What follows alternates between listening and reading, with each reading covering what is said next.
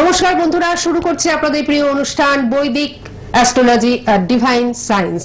আপনারা জানি এই অনুষ্ঠানের জন্য অপেক্ষা করে বসে রয়েছেন, কারণ এই 15 মিনিটের অনুষ্ঠান অত্যন্ত ভাইটাল অনুষ্ঠান, অত্যন্ত ইউনিক একটি অনুষ্ঠান। কারণ এই অনুষ্ঠানের ভিতর দিয়ে আপনারা এমন কিছু অজানা তথ্য জানছেন যে অজানা তথ্য আপনাদের সমৃদ্ধ করছে, আগামী দিনের চলার পথের পাথেয় হয়ে থাকছে।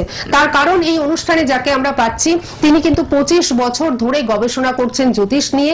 তিনি 25 বছর ধরে অত্যন্ত নিষ্ঠার সঙ্গে সততার সঙ্গে জ্যোতিষটাকে করছেন, এবং এই যে তার সাধনা সবটাই কিন্তু জ্যোতিষকে নিয়ে। তার জন্য তিনি সবসময় পড়াশোনার মধ্যে দিয়েই থাকেন, এবং তার বিচারটাও কিন্তু ইউনিক।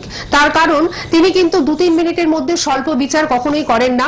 তার বিচারে থাকে জন্মছক, বর্গছক, গোচর বিচার, বর্ষফল, এবং তিনি হোরারির মাধ্যমেও কিন্তু বিচারটা করেন। তার সূক্ষ্ম বিচার এবং অদ্ভুত প্রতিকার সত্যিই আমাদের মুগ্ধ করে, এবং যারা ওনার কাছে এসেছেন তারা প্রত্যেকে ভালো আছেন, এবং প্রত্যেকে এক বাক্যে স্বীকার করেন যে হ্যাঁ, একজন প্রকৃত মানুষের কাছে আমরা কিন্তু পৌঁছেছিলাম। সত্যি তাই, অসময়ের বন্ধু যিনি, তিনিই কিন্তু আমাদের আজকের অনুষ্ঠানের সেই মুখ্য অতিথি। এই মুহূর্তে উপস্থিত রয়েছেন জ্যোতিষ আচার্য, বাকসিদ্ধ পণ্ডিত, জ্যোতিষ এবং বাস্তু উপদেষ্টা শ্রী দেবাশিস বন্দ্যোপাধ্যায় মহাশয়। আমাদের সকলের তরফ থেকে ওনাকে আমরা জানাচ্ছি অনেক অনেক স্বাগত এবং নমস্কার। নমস্কার। প্রথমেই বলবো যে আপনি আসা মানেই একটা নতুন কিছু জানা, এবং সেই নতুন তথ্যগুলো ভীষণভাবে আমাদের সমৃদ্ধ করে। এবং এই প্রসঙ্গে একটা কথা বলেও রাখি দর্শক বন্ধুদের, যারা জ্যোতিষ শিখতে ইচ্ছুক ওনার কাছে, তারা কিন্তু অবশ্যই যোগাযোগ করবেন, কারণ উনি কিন্তু একজন জ্যোতিষ শিক্ষক, উনি জ্যোতিষটাকে শিখিয়ে থাকেন। যারা শিখতে ইচ্ছুক তারা অবশ্যই যোগাযোগ করবেন। যে বুকিং নাম্বার যাচ্ছে সেই বুকিং নাম্বারে আপনারা বুকিং করে ওনার কাছে যেমন আসতেও পাচ্ছেন, জ্যোতিষ শিক্ষার জন্য আপনারা কিন্তু অবশ্যই যোগাযোগ করতেও পাচ্ছেন। তো আজকে আমাদের বিষয়টা আমরা একটুখানি দর্শক বন্ধুদের সামনে তুলে ধরি। রাহু, এই দুটো অক্ষর, হ্যাঁ, এই যে শব্দটা, এটা কিন্তু আপনাদের কাছে একটি পরিচিত শব্দ, এবং এটি একটি ভীতিকারক শব্দ বটে। কারণ রাহু মানেই আপনাদের মনে হয় যে রাহুর গ্রাস, রাহু মানেই আপনাদের মনে হয় যে ওরে বাবা, এটা মনে হয় একটা ভয়ঙ্কর জিনিস। তো আজকে আমরা এই রাহু নিয়ে আলোচনা করব। যতটা আলোচনা করা যায় আমরা চেষ্টা করব ততটাই আপনাদের সামনে তুলে ধরানোর। এবং সব থেকে যেটা বড় কথা, যিনি আমার পাশের আসনটিতে উপবিষ্ট, তিনি এত সুন্দরভাবে আমাদের বুঝিয়ে দেন যে আমাদের কোনো কিছু কিন্তু আর অভাববোধ মনে হয় না যে আমরা এটা জানতে পারলাম না। তো আজকে আমরা আপনার কাছে রাহু বিষয়ে জানবো। তো আপনি যদি প্রথমেই আমাদের বলেন যে রাহু বিষয়। হ্যাঁ, রাহুর বিষয়। রাহু গ্রহটা অ্যাকচুয়ালি কি, হ্যাঁ, চাঁদ আর সূর্যের যে আকাশে যে আপাত পথের যে ছেদ বিন্দুটা, আচ্ছা, ওকেই বলা হয় রাহু এবং কেতু। আচ্ছা, একটা বিন্দুকে রাহু এবং একটা কেতু। কিন্তু জ্যোতিষ শাস্ত্রে কিন্তু এরা গ্রহ হিসেবে পরিচিত, এবং এর গুরুত্ব কিন্তু অপরিসীম, সুপ্রতিষ্ঠিত এর গুরুত্ব। আচ্ছা, এই রাহু গ্রহটির কিন্তু শুধুমাত্র মাথা আছে। আচ্ছা, দেখলে এত ভয়ঙ্কর, দেখলে কিন্তু ভয় করবে, ভয় করবে, আতঙ্ক এসে যাবে। এর শরীরটা কিন্তু সাপের মতো, আচ্ছা, এবং অদৃশ্য, দেখা যায় না। হ্যাঁ, এবং রাহু গ্রহটি কিরকম না, রাহু গ্রহটা হচ্ছে তামসিক। আচ্ছা, তামসিক।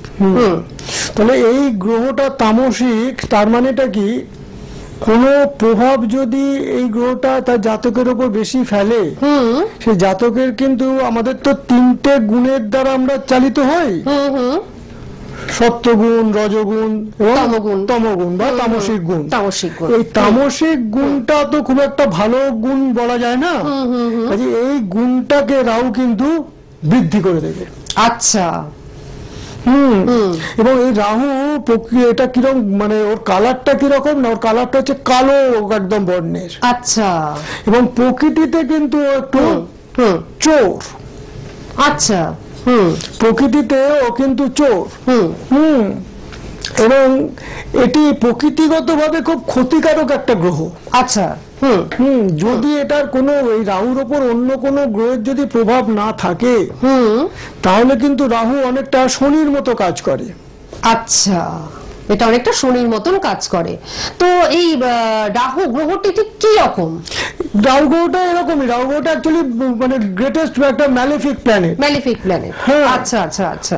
তো আপনি যদি আমাদের একটুখানি বলেন যে রাহুর যে কালার, রাহুর যে এগুলো তো সব আপনি আমাদের বলে দিলেন যে একটা দেখলেই একটা ভয় লাগবে, একটা ভীতির প্রদর্শন করবে, ভয় ভীতির প্রদর্শন করবে। তো এই রাহু গ্রহের মিত্র বা বন্ধু গ্রহ কোনটি, বা শত্রু গ্রহ কোনটি, বা সমগোত্রীয় যে আর কি, বন্ধুও না শত্রু, বন্ধুও না শত্রুও নয়, ন্যাচারাল। হ্যাঁ ন্যাচারাল। তো এই গ্রহগুলো কারা? দেখুন, রাহুর অ্যাকচুয়ালি বন্ধু প্ল্যানেট হচ্ছে বুধ। ও, রাহুর বন্ধু প্ল্যানেট হচ্ছে বুধ, শুক্র, আচ্ছা আচ্ছা, এবং শনি। ও, বুধ শুক্র আর শনি হচ্ছে বন্ধু প্ল্যানেট, আচ্ছা। বুধ শুক্র শনি হচ্ছে মূলত বন্ধু প্ল্যানেট। হ্যাঁ, আর বৃহস্পতি হলো রাহুর সমগ্রহ। বৃহস্পতি, আচ্ছা, মানে না শত্রু না বন্ধু না মিত্র। হ্যাঁ, এবং রবি, চন্দ্র এবং মঙ্গল শত্রু গ্রহ। আচ্ছা, রাহু এগুলোর শত্রু। রবি, চন্দ্র এবং মঙ্গল, এটা হচ্ছে রাহুর শত্রু, রাহু এদের শত্রু, রাহু এদের শত্রু গ্রহ। রাহু কাদের আচ্ছা। বন্ধু, রাহু কাদের সঙ্গে সম, এবং রাহু কাদের শত্রু, সেটা কিন্তু এটা। বৃহস্পতি হচ্ছে, এবং রবি দেখছেন না, রবিকে রাহু কি করে, গ্রহণ, চন্দ্র কি করে, গ্রহণ করে, একদম একদম গ্রাস করে নিচ্ছে। কাজে এই যখন রাহুর প্রভাব যদি সেরকম ভাবে রবির ওপর হয়, জন্ম ছকেও হয়, তাহলে কিন্তু গ্রহণযোগ তৈরি হয়ে যায়। ও আচ্ছা আচ্ছা, তখনই গ্রহণযোগটা তৈরি হয়। হ্যাঁ, এই রাহুর সঙ্গে যদি ডিগ্রিতেও যদি কোনো রকম ক্লোজ অ্যাসপেক্ট এসে যায়, তাহলেও কিন্তু গ্রহণযোগ তৈরি হয়ে যায়। এই গ্রহণযোগটা কিন্তু একটা মারাত্মক এফেক্ট কাজ করে, বিশেষ করে প্রতিষ্ঠা পেতে। আচ্ছা আচ্ছা আচ্ছা, সে যদি একটা এমন বড় জায়গায় গেল, কিন্তু যাওয়ার পরও তার এই বদনাম বা কোনো রকম ভাবে সে একটা মানে কি বলবো পিছিয়ে পড়ছে, বা সেই জায়গায় অ্যাচিভ করতে পারছে না। হ্যাঁ, ধরুন কোনো পলিটিক্যাল কোনো একটা ব্যক্তিত্ব, তার নানা রকম জনমানসে একটা খারাপ মানে কি বলবো খারাপ একটা ভাবমূর্তি তৈরি হয়ে যায়। সে হয়তো অতটা কিছু খারাপ করছে না, কিন্তু এমন একটা পরিস্থিতি তৈরি হয়ে গেল যার দ্বারা সে মানে অপমানিত হয়ে গেল, সে মানে একটা বাজে একটা এতে পড়ে গেল। এরকম কিন্তু রাহুর জন্য প্রচুর রকম আমরা আস্তে আস্তে, দেখুন এইটুকু সময়ের মধ্যে তো আমরা সবকিছু আলোচনা করতে পারবো না, যতটা আমরা আলোচনা করতে পারি আস্তে আস্তে আমরা স্টেপ বাই স্টেপ রাহু এবং অন্যান্য গ্রহ এবং নানা রকম ভাবে আলোচনা করব। জন্যই তো আমি দর্শক বন্ধুদের বলি যে এই অনুষ্ঠানটি মিস করবেন না, আপনারা অনেক কিছু জানতে পারবেন। যেমন আমরা আগে বিবাহ নিয়ে করেছি, কর্ম নিয়ে করেছি, কিন্তু সেগুলো কি কমপ্লিট না, সেগুলো আমরা আসবো আস্তে আস্তে, নিশ্চয়ই ভবিষ্যতে আসবো অবশ্যই। এই অনুষ্ঠানে সব সময় এমন কিছু থাকবে যেটা আপনাদের সমৃদ্ধ করবে। তো আমি একটুখানি বলি যে আরেকটি প্রশ্ন, যেটা যে এই যে রাহু গ্রহ, এটা কোন কোন জায়গায় খুব শক্তিশালী হয়ে যায়? দেখুন, ভালো জায়গা রাহুর হচ্ছে বা খুব নিজের একটা স্ট্রং পজিশন হচ্ছে, যেটা আপনি বললেন শক্তিশালী, সেটা ওই বৃহৎ পরাশরীয় হোরা শাস্ত্র, যেটা পরাশরের, আচ্ছা, সেই মহর্ষি পরাশরের যে এই শাস্ত্রটা দিয়েছেন, সেই শাস্ত্রেতে বলা আছে যে বৃষ রাশিতে রাহু তুঙ্গ হবে। বৃষ রাশিতে রাহু হচ্ছে তুঙ্গে, আচ্ছা। এবং মিথুনের মূল ত্রিকোণ কিন্তু একটা ভাইটাল জায়গা, যে কোনো প্ল্যানেটের মূল ত্রিকোণ জায়গাটা কিন্তু একটা বিশাল ভাইটাল জায়গা। আচ্ছা, এটা যদি একটু বলেন আমাদের বুঝিয়ে। প্রত্যেকটা প্ল্যানেটে বলতে গেলে হাজার সময় পাবো না, অনেক সময়, ওসব নিয়ে আমরা পরে আলোচনা করব। কিন্তু মূল ত্রিকোণ জায়গাটা মানে একটা প্ল্যানেট এত শক্তিশালী হয়, এবং সে যে ভাবের যে কারকতাগুলো আছে সেগুলো সব দিতে চেষ্টা করে। আচ্ছা, কাজে এইখানটা মানে প্রচুর ডমিনেট করে, এই জায়গাটা প্রচুর শক্তিশালী হয়। মানে আমি তো বলবো তুঙ্গ জায়গার থেকেও মূল ত্রিকোণটা অনেক বেশি ভাইটাল, মানে একদম মানে সাংঘাতিক পর্যায়ে আর কি, এটা অনেক ভাইটাল। হ্যাঁ, মিথুনের এটা, এবং কুম্ভটা ওর হচ্ছে স্বক্ষেত্র। আচ্ছা, কুম্ভটা ওর নিজের জায়গা স্বক্ষেত্র, নিজের ক্ষেত্র। এটা কোথায় বলা আছে না, বৃহৎ পরাশরীয় হোরাশাস্ত্রের যে চ্যাপ্টার 47 আছে এবং যে শ্লোকগুলো আছে 34 থেকে 36, এর মধ্যেই কিন্তু দেখতে পাওয়া যাচ্ছে। আচ্ছা আচ্ছা আচ্ছা। আচ্ছা, পরবর্তী প্রশ্নে যাওয়ার আগে আমি একটু দর্শক বন্ধুদের বলি যে দর্শক বন্ধুরা যারা চাইছেন ওনার কাছে আসছে, তারা দেখুন একটা রেড বক্সের মধ্যে একটি নাম্বার ডিসপ্লে হচ্ছে। এই নাম্বারটি হচ্ছে ওনার সাথে যোগাযোগের নাম্বার 7998040396। আবার বলে দিচ্ছি 7998040396। এই নাম্বারটি সকলে আপনারা নোট ডাউন করে নিন, দেখবেন অসময়ে কিভাবে এই নাম্বারটি আপনাদের সাহায্য করছে। যারা প্রচন্ড সমস্যায় রয়েছেন তারা কিন্তু চিন্তা করবেন না, একেবারে নির্দ্বিধায় নিশ্চিন্তে আপনারা চলে আসুন ওনার কাছে, একদম সেই সমস্যা থেকে কিন্তু আপনারা মুক্ত হয়ে যাবেন। যারা নিজের চার্ট সম্বন্ধে কিছুই জানেন না, অবশ্যই চলে আসুন ওনার কাছে, সমস্তটা কিন্তু আপনারা জেনে নেবেন। নিজেকে এবং নিজের প্রিয়জনকে ভালো রাখবার জন্য অবশ্যই ওনার সঙ্গে কিন্তু আপনারা যোগাযোগ করবেন। কোথায় ওনাকে পাচ্ছেন? গড়িয়াহাট চেম্বারে ওনাকে পাচ্ছেন আপনারা। ওনাকে পেয়ে যাচ্ছেন আপনারা বালি চেম্বারে, এবং মায়াপুরে কিন্তু ওনাকে পেয়ে যাচ্ছেন। মায়াপুরের আশেপাশের বন্ধুদের ক্ষেত্রে এটা একটা দারুণ সুখবর।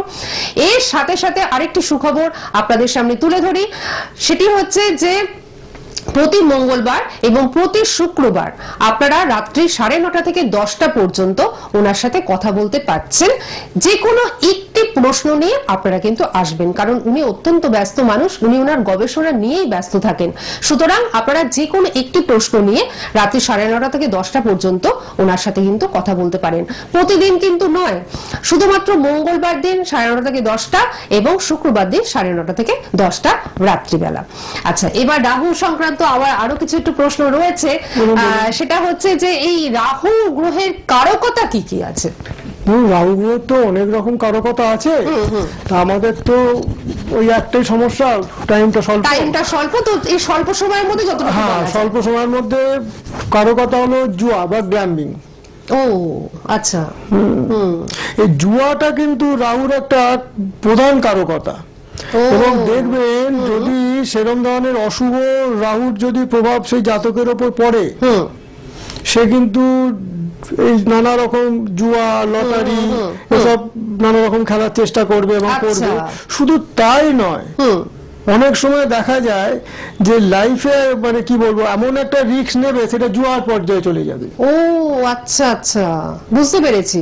লাইফে এমন একটা রিস্ক নিয়ে নিল যেটাকে মানে জুয়া খেলে বলে না, লাইফে জুয়া খেলে মানে লাইফে এমন একটা রিস্ক নিল সেটাকে জুয়ার সঙ্গে তুলনা করা যাচ্ছে।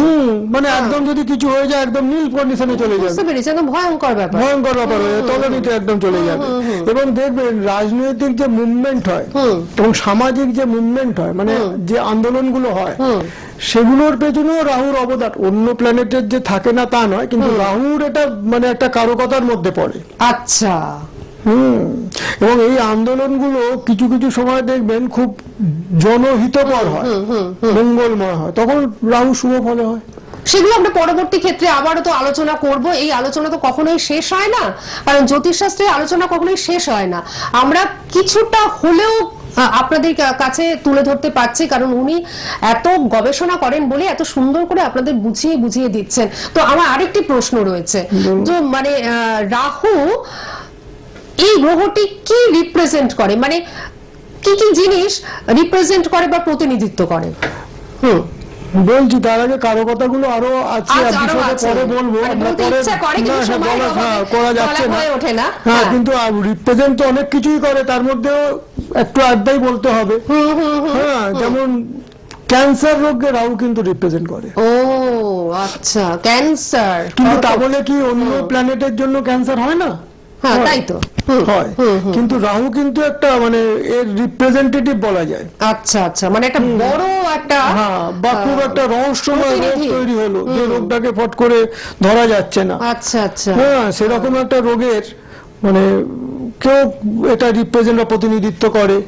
আবার দেখবেন মানসিক যে একটা অশান্তি বা উন্মাদনা, এগুলো কিন্তু একটা রাহুর একটা প্রচন্ড পরিমাণে ভূমিকা থাকে। হ্যাঁ, ভূমিকা থাকে বা প্রভাব থাকে। আচ্ছা, হ্যাঁ, এবং সেটা খুব খারাপ রাহু, অশুভ রাহুর জন্য এগুলো কিন্তু প্রচুর জীবনে বৃদ্ধি পেতে পারবে। সেই কারণে জ্যোতিষ শাস্ত্রটার দ্বারা সব জানা যায় এবং কিছু প্রতিকার করে নিয়েও কিছুটা উপকার পাওয়া যায়, কিছুটা হলেও তো অনেকটাই উপকার করা যায়, কিছু কিছু ক্ষেত্রে তো খুবই উপকার হয়। তার জন্য নিজের চারটিকে ভীষণভাবে বিশ্লেষণ করানো প্রয়োজন। বারবার বলি, নিজেকে ভালো রাখার জন্য, নিজের প্রিয়জনকে ভালো রাখার জন্য অবশ্যই ওনার কাছে পৌঁছে যান এবং সমস্তটা জেনে নিন, একটা প্রপার গাইডলাইন পাবেন এবং সেই প্রপার গাইডলাইনের মাধ্যমে আপনারা ভালো থাকতে পারবেন। আমরা আবার ফিরে আসছি মঙ্গলবার দিনকে, আবার কিছু নতুনত্ব আপনাদের জন্য অবশ্যই থাকবে। আপনাকে অনেক ধন্যবাদ এবং আপনাদের